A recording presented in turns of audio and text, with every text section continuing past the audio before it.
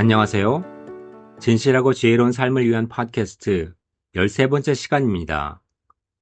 지난번에는 MBTI에 대한 에피소드였는데요. 오늘부터는 부모님이라면 누구나 고민하는 청소년들의 디지털 미디어 사용에 대한 이야기를 시작하려고 합니다. 잘 아시겠지만 한국과 미국에 살고 있는 거의 모든 청소년들이 SNS 계정을 가지고 있고, 최근 연구 결과에 의하면 80% 이상이 매일 하루도 빠지지 않고 그 계정을 반복적으로 확인하고 있다고 합니다. 50% 정도의 청소년들은 휴대폰이나 컴퓨터를 통해서 온라인 세상에 항상 접속해 있다고 스스로 보고하고 있는데요. 솔직히 이런 연구 결과는 하나도 놀랍지 않습니다. 저도 청소년 자녀를 키우면서 가장 고민했던 문제 중에 하나가 어떻게 하면 아이들에게 휴대폰 사용과 온라인 게임, SNS를 잘 사용할 수 있도록 도와줄 수 있을까 하는 것이었습니다. 부모로서 이 문제를 지혜롭게 생각하고 대처하기 쉽지 않은 가장 큰 이유 중 하나는 부모님들도 똑같이 자녀들과 마찬가지로 온라인 디지털 미디어를 처음 대하기 때문이 아닐까 생각합니다. 부모님 세대가 만약에 스스로 청소년 시절에 겪었던 비슷한 일이었다면 지금 자녀들이 어떤 경험을 하고 있는지, 얼만큼 사용한 것이 과도한 것인지, 또 어떻게 하면 잘 사용할 수 있도록 도와줄 수 있는지 알 수도 있겠지만, 디지털 미디어의 온라인 사용은 본인들도 처음 경험하는 새로운 문화라서 어떻게 대처해야 할지 모를 수밖에 없는 것이 아닐까 생각합니다. 특히 인터넷 게임, 온라인 스포츠 중독, 포르노 중독과 같은 토픽은 청소년들에게는 매일매일 피부로 다가오는 현실인데, 대부분의 부모님들은 자신의 자녀들은 그렇지 않을 것이라는 착각을 하는 경우가 흔한 실정입니다.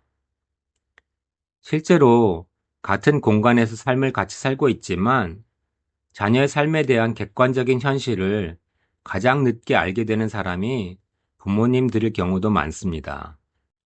그리고 자녀들뿐만 아니라 부모님 본인들도 어떻게 온라인 디지털 미디어의 과도한 사용에서 벗어날 수 있을지 고민하는 경우가 많으리라고 생각합니다. 이 토픽은 어렵고 복잡한 토픽이지만 청소년뿐만 아니라 어쩌면 현대를 살아가는 모든 사람들에게 도움이 될 수 있는 분야라 생각이 들어서 조금 자세하게 이 주제를 몇 차례에 걸쳐서 다루려고 합니다.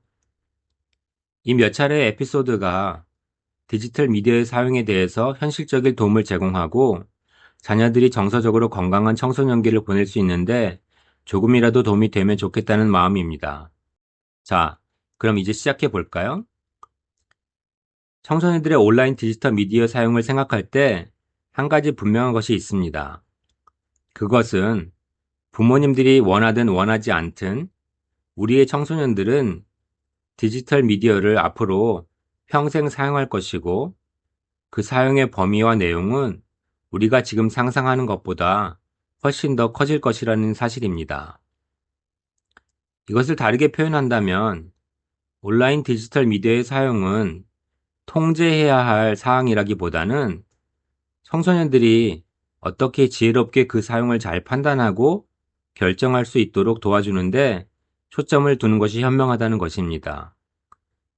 물론 나이가 어릴 때는 가까이서 지켜볼 수도 있고, 중독의 정도가 심하다면 단호한 조치가 필요할 수도 있겠지만, 가장 기본적인 원리는 부모가 자녀를 위해서 무엇을 할 것인가에 중심이 있는 게 아니라 자녀들이 스스로 본인에게 적합한 정서적으로, 사회적으로 건강한 사용 방법을 확립하도록 지원해 주는 것에 초점이 있다고 하겠습니다.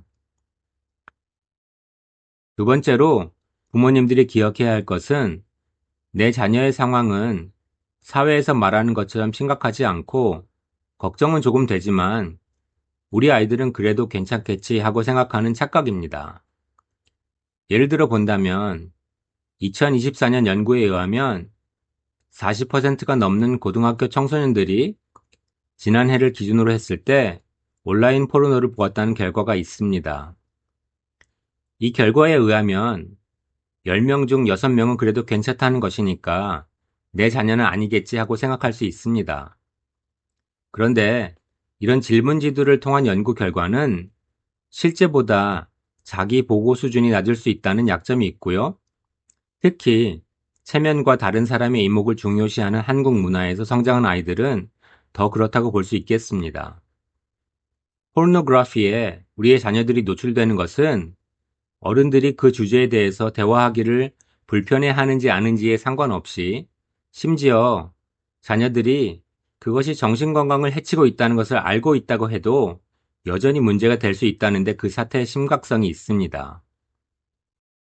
실제로 포르노그래피는 사람의 의지와는 별개로 우리의 뇌가 디자인된 그대로 우리의 행동이 움직이도록 교묘하게 중독으로 유도하도록 디자인되고 개발되어 있습니다. 물론 우리가 과도하게 사용하면서도 빠져나오지 못하는 SNS도 마찬가지입니다. 세 번째로 부모님들이 기억해야 할 것은 디지털 미디어를 건강하고 지혜롭게 사용하려면 단순하게 한 가지 방법만 노력하는 것으로는 쉽지 않다는 것입니다. 우리 자녀들이 건강하게 온라인 매체를 사용하도록 할 수 있는 확실한 비법이 있을까?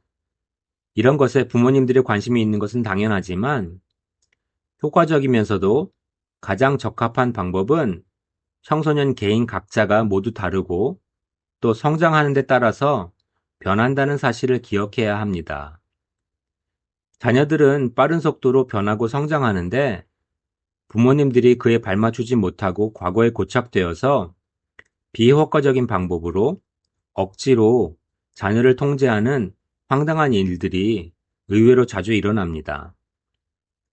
모든 상담의 기본이라고 여러 번 반복해서 말씀드렸지만 자녀를 잘 돌보는 것도 중요하지만 부모님들이 자신 스스로를 잘 돌아보는 것은 훨씬 더 중요하다고 하겠습니다. 다음 시간에는 온라인 매체 중독에 관련이 있는 중요한 심리학적인 원리들을 설명드리려고 합니다. 지금 내 자녀에게 당장 적용되는 그런 경우를 이해하고 대처하는 것보다는 기본적인 인간 행동의 원리를 알아야 복잡하고 예측하기 어려운 상황에서 지혜롭게 창조적으로 대처할 수 있습니다. 오늘도 끝까지 잘 들어주셔서 감사합니다. 구독자 여러분, 그럼 다음 시간까지 안녕히 계세요.